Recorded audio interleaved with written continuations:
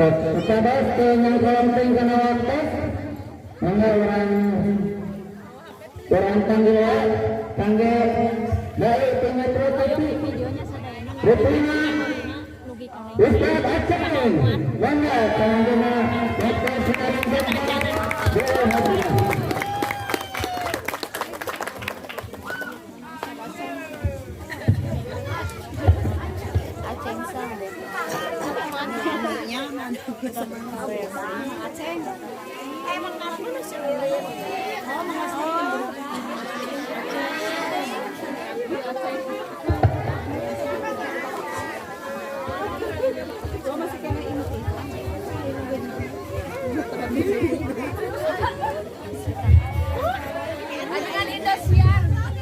Assalamualaikum warahmatullahi wabarakatuh.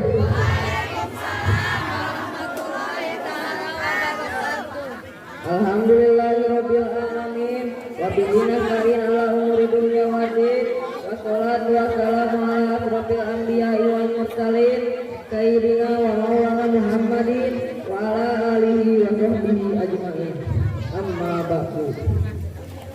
Langkung utami urang sangatkeun puji kadat Ilahi Rabbi.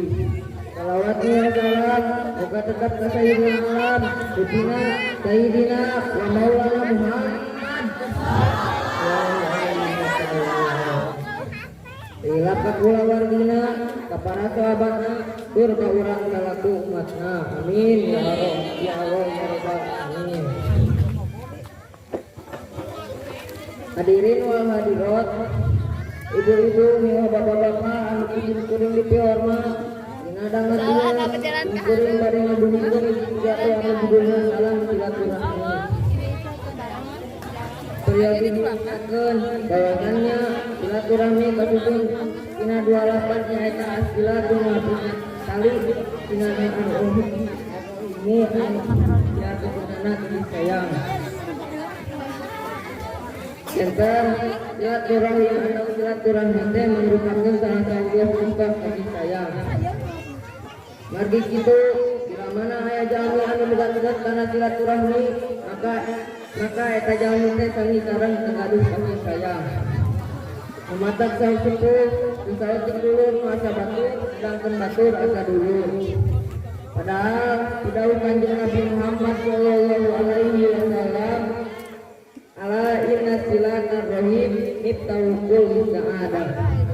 Piartokeunana eling-eling saenyana silaturahmi eta bakal ngabukakeun kana saban-saban kabagjakan.